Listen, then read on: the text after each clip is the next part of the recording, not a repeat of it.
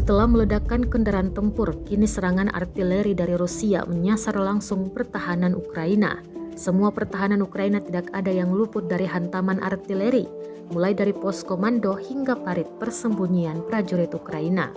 Rekamannya ramai beredar di Telegram pada Sabtu 29 Oktober 2022. Dalam keterangan unggahan disebutkan, personil kerja artileri Rusia menyerang posisi angkatan bersenjata Ukraina ke arah Saporosi. Parit prajurit Ukraina tampak dipenuhi kepulan asap pasca dihantam artileri.